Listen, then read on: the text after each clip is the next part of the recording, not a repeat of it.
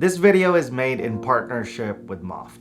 For the first time in a while, I purchased Apple's entry-level iPhone, the iPhone 16. They made some pretty interesting upgrades to it, which I think makes it more compelling for consumers, and I've been extensively comparing it to the iPhone 16 Pro, and although it lacks in certain areas, it excels in ways that I didn't expect from a non-flagship phone. So in this video, we'll talk about the pros and cons of using the iPhone 16 while making comparisons to the iPhone 16 Pro, so you know exactly what you're missing out on, and in the end, I'll give my recommendations. But before anything else, please consider subscribing to the channel, especially if you want to see more tech videos just like this one. Design-wise, the iPhone 16 has the same physical dimensions as last year, but what you'll notice is the redesigned camera layout, which I think looks more visually appealing, and it now allows for spatial video recording for the few that would actually take advantage of it. You'll also get more vibrant color options, and although every color has their own appeal, my personal favorite is this teal one. So my wife has been using my iPhone 15 Pro, but every time she sees this phone,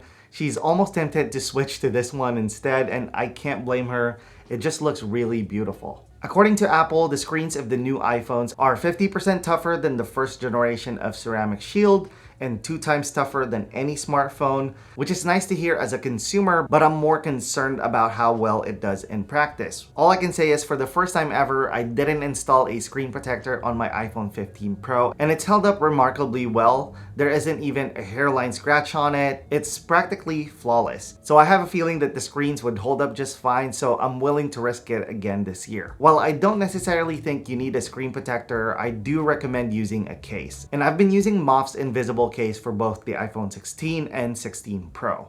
What I love about this case is it gives your phone protection in the right places. It has raised edges for both the screen and cameras. It has reinforced corners so you get protection from accidental drops while having as close to a case-free experience as possible. Personally, I don't think I can go caseless, so this is a very good solution. It feels great in hand, super thin, no unnecessary bulk, and the corners glow in the dark, which makes it easy to find at night. And the best part is, you can actually enjoy the color of the phone you chose. The magnets are strong, so it pairs perfectly with Moft's invisible tripod wallet, which is super versatile. It's a 3-in-1 accessory, it's a tripod, a stand, and it now has a new wallet feature. The previous version has been a part of my EDC since last year, and I suspect that this new version will become a staple for others as well. The invisible tripod wallet is so versatile. There are so many use cases where this can come in handy. You can use it as a stand so you can set your phone on your desk and not miss any important notifications. You can use it in floating mode, which sets your phone at an ideal height for video calls. And this can also be very useful for either consuming or creating content. And the invisible tripod wallet can also be used as a selfie stick for vlogging. You can do so many things with it, and that's why I love bringing this with me anywhere I go, especially on trips. It's such a compact accessory that packs so much functionality, and the fact that it can now store 2 cards and it's NFC compatible makes this the ultimate accessory for your iPhone. This invisible tripod wallet has become my favorite accessory from Moft, and if you give it a shot, I'm sure it will be yours as well, so I'll have it linked in the description below. Make sure to check it out. I highly recommend it. The display of the iPhone 16 remains unchanged. It's still 6.1 inches compared to 6.3 inches for the iPhone 16 Pro, which seems like a small change on paper, but it's actually pretty noticeable. And if you're coming from a bigger phone, you're just getting a little bit more screen real estate here. What's more important to know is you're not getting ProMotion or 120 Hz on the iPhone 16, and for some this wouldn't be a big deal at all, but if you're used to 120 Hz or higher, it can be very difficult to go back. I used to not care for this, but now it's one of the first things I notice. However, I do think that you can kind of retrain yourself and get used to 60 Hz again, especially if your other monitors or screens don't have 120 Hz. In my opinion though, this is simply unacceptable in 2024, especially since similar phones like the Pixel 9 and S24 have 120 Hz. It just doesn't make sense from a consumer's perspective, but I guess if you look at it from Apple's perspective, then it makes sense, because if you care about this thing, then you'd have to upgrade. Some people pointed out in my impressions video that the screen of the iPhone 16 Pro is brighter than the regular 16, and maybe it is a little bit brighter, but it's nothing significant. Good news though is when I viewed the screens in direct sunlight, I didn't notice any difference in brightness. It looks the same to me even in the lowest brightness setting, which is now down to 1 nit. Other than the lack of ProMotion, my experience with the iPhone 16 has been really great. It's responsive, no lagging or slowing down. The display looks amazing. It's great for scrolling on social media, looking up information on the internet, and consuming content is really enjoyable. The speakers are great, just as you would expect from an iPhone. And in a lot of ways, this phone feels like my iPhone 15 Pro, especially now that the action button is here.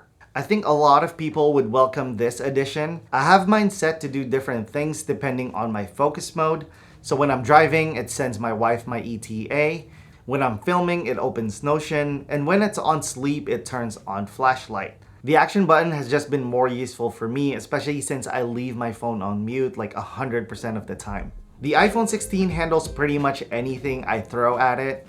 I haven't seen its performance drop, whether I'm editing photos or gaming. Of course, the visual experience is slightly different without ProMotion, but the overall experience has been great even when playing Warzone Mobile. It's very comparable to my iPhone 15 Pro and better than my experience with the Pixel 9, which is insane. After playing 3 games, the phone stayed at a pretty normal temperature. It barely warmed up, so I think the new cooling system is working well. When it comes to battery life, I'm thoroughly impressed with the iPhone 16. I'm averaging around 6.5 hours of screen on time, and I've even managed to push it past 7.5 hours before needing a charge. Here you can see that I charged my phone to 100% at 1:09 p.m. in the afternoon, and I got the 10% warning at 2:42 p.m. the following day, which is about 25.5 hours later, and this shows a screen time of 7 hours and 36 minutes, which in reality should be a little bit more if you track it from 1:09 the previous day. All that to say, it's easy to get through a full day without even trying, and if that's not enough for you,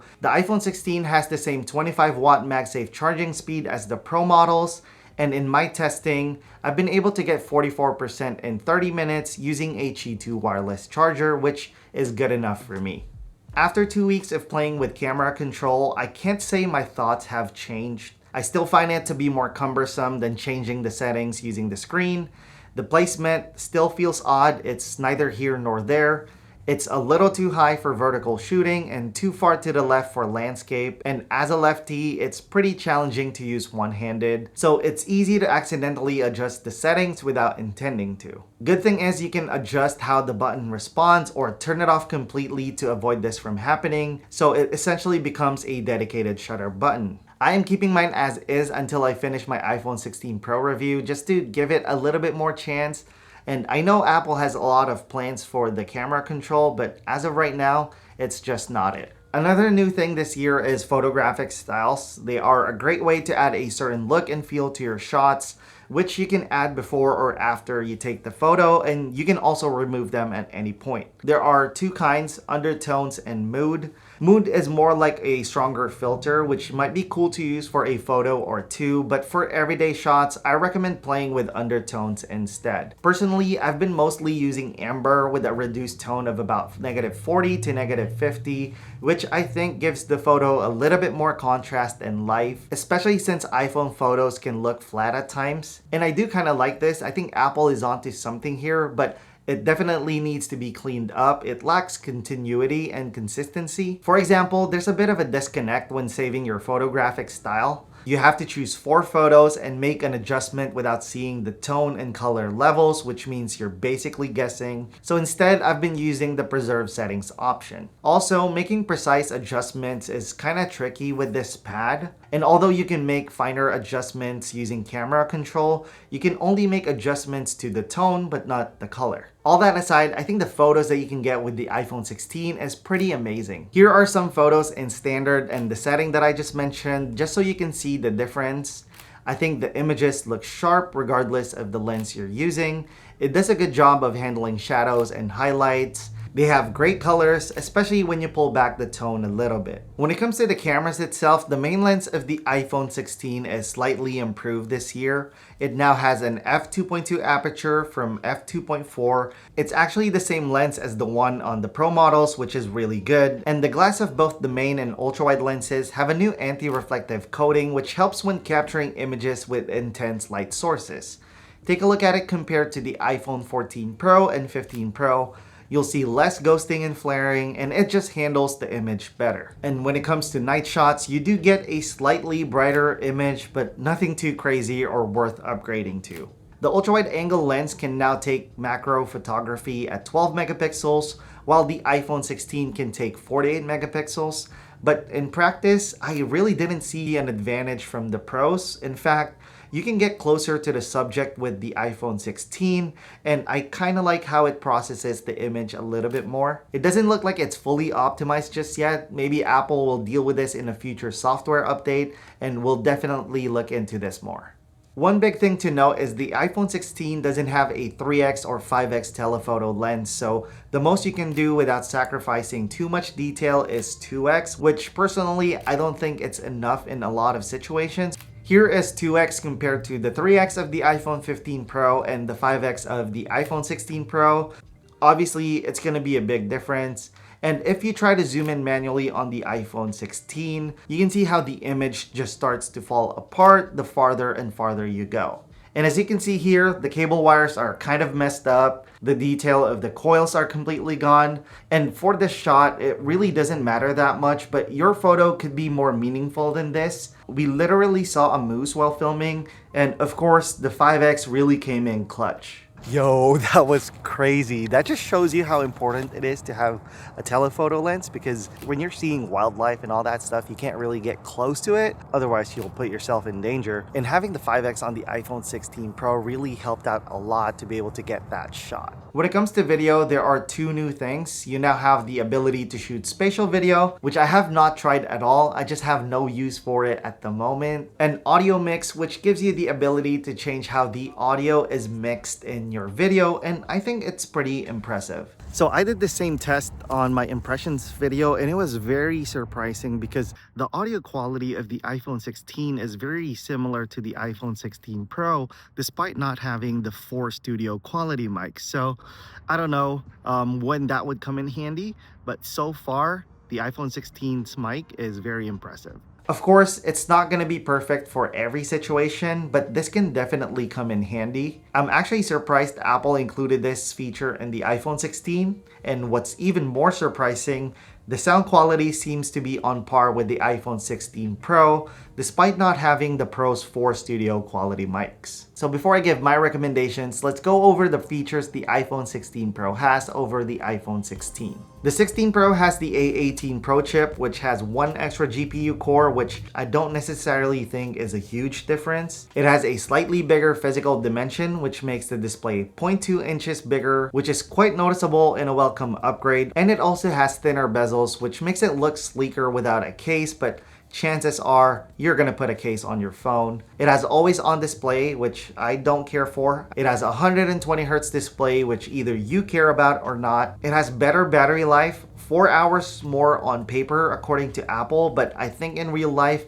it's more like an hour and a half to 2 hours extra, which I think is a really good upgrade. The iPhone 16 still only have USB 2, while the iPhone 16 Pro has USB 3, which allows you to transfer up to 10 gigabits per second. It has better cameras, the 48 megapixel ultra wide and the 5x telephoto lens. The Pros also have Apple Log and Pro RAW, which I'll dive deeper in my iPhone 16 Pro video, but essentially it allows you to have more control over your photo and video, especially when it comes to color grading. So if you want to create content on your phone, this can be a very big deal. If you listen to all of those features that I just mentioned and you didn't care for anything that I was saying, then I think the iPhone 16 is a good option for you. This is also true if you have an iPhone 14 or older, or if you've consistently opted for the standard iPhone models. I believe the iPhone 16 is a good upgrade. However, if you're coming from an older Pro model, you'll need to consider whether features like the telephoto lens, ProMotion display, Apple ProRAW and ProRes Log are essential to you because if any of those are important to you, then you kind of have to upgrade to the 16 Pro. A lot of people have been asking about the 16 versus 15 Pro, and I think if the price is similar or if you're saving money going for the 15 Pro, then that would be my choice. It's still a really good phone and you're getting most of the features we just talked about, and actually you're getting the 3x telephoto lens, which I prefer over the 5x, and you can get Apple Intelligence in the 15 Pro. So if that turns out to be a really big deal, then you're covered anyway. If you have any iPhone 15 model, just save your money, wait until they roll out the first version of Apple Intelligence, and just see how that turns out before you do anything. Using the iPhone 16 the past 2 weeks has been really fun. I think it's the most exciting standard iPhone released in recent years. It has a lot of features that brings it closer to the Pro models, so it's even more compelling, and I think it's the one most people should go for. If you're not sold, don't worry, I'll be doing a deep dive on the iPhone 16 Pro, and I'll also compare it with other flagship phones, so make sure you're subscribed to the channel with notifications on so you don't miss out when that goes live. If you guys made it this far in the video, type standard in the comments below. Thank you guys for watching, and I'll see you in the next one. Bye.